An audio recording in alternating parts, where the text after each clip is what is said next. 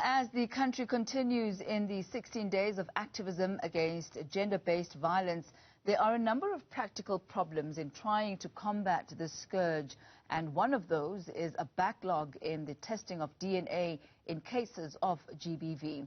Let's speak now to Elani van der Walt. She's a spokesperson for the Action Society. Ms. van der Walt, good to have you on the Daytime Update today.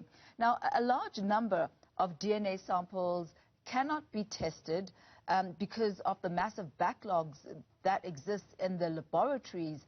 How long can a sample be credible for? How long can you keep a sample before it actually gets compromised? Thanks for the time, Tommy, and hi to your viewers. So DNA samples can be kept indefinitely if the value chain is not compromised. In other words, if it's kept in the right environment, if it was taken properly and stored properly, it can be kept indefinitely. I mean, we see a lot of cases where after 40 or 45 years, people are still being, prosecuted with DNA evidence from way back when. The biggest concern for us currently is the fact that the samples are not being processed. There's people who are waiting for the day in court for justice to be served. Perpetrators are walking free because of the backlog at the DNA labs, at the forensic science laboratory. And talk to us about how many of these cases actually end up seeing the light of day. Well, you know what, we had statistics recently of about 360 cases per month that's being struck off the roll in the Western Cape in a certain district because of the lack of DNA evidence. So just a recent figure that we've got from the police is that the backlog is still standing at 116,000. So this is from June last year. What they call is they ring-fenced this backlog. But what they also disclosed is that only 14.6% of samples in the July to September period was actually processed.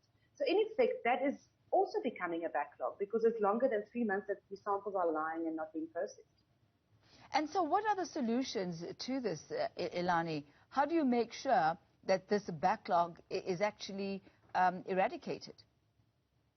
Well, Tommy, you know what, we've been actively voicing our concerns about the backlog, and to an extent, it seems that there is some progress. We know that they had massive problems with procuring consumables. I mean, the problem started June last year when the system was switched off. They've got a new system that they implemented in April. They've been struggling with procurement for equipment as well as consumables to actually do the physical testing. The concerning thing about the DNA backlog is that there's no clear and concise communication from the police minister and from SAPS regarding what the situation on the ground is. There's a lot of talk, about fighting GBV and its scourge that needs to be eradicated.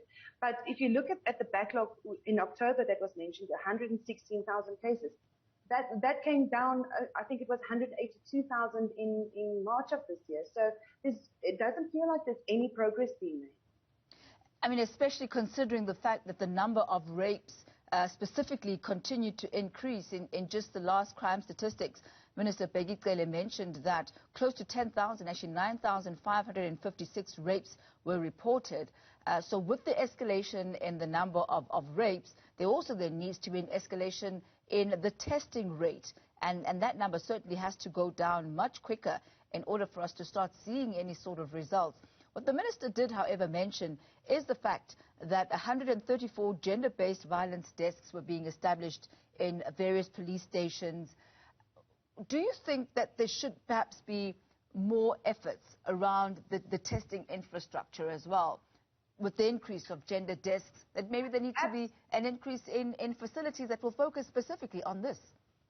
Absolutely, and what we must also remember, the police didn't have any new recruits for the past 2 years, so the police are under massive pressure to actually do their job.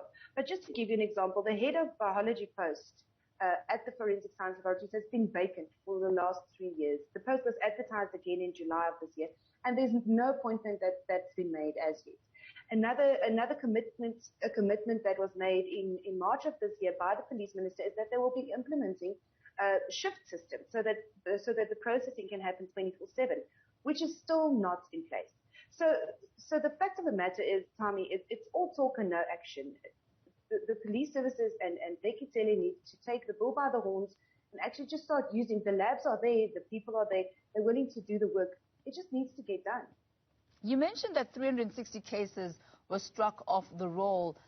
Can those cases ever be reopened should there be a definitive DNA link for the accused or the suspects in these cases? I'm no legal expert, but I surely think that it can, because we see a lot of cold cases being solved. I mean, and this is what the crucial thing is. DNA is the most effective crime fighting tool. We've had recent success with the CO bill being passed, which will enforce a DNA sample from anyone who's arrested, sentenced, or convicted of a Schedule A offence. So Schedule A offence, kidnap, assault, murder, and especially rape. So this will definitely hamper the reoffenders, of which there are quite a few. I mean, we see in recent cases DNA linking people to 30, 40 rape cases that were cold cases and that could now be solved with the DNA evidence. So our feeling is that the police and the forensic science laboratories which report to them are not using the tools to their disposal to actually start making inroads in the scourge of GBV in our country. You mentioned that DNA was perhaps the chief component in helping to fight DNA and to get conclusive links between suspects or perpetrators and survivors or victims, whichever terminology that you prefer to use. But apart from DNA, what are the other tools that can be used to successfully fight GBV? Look, unfortunately, GBV, it's a society thing. It's a society problem at this stage. We're calling it the biggest pandemic of our era.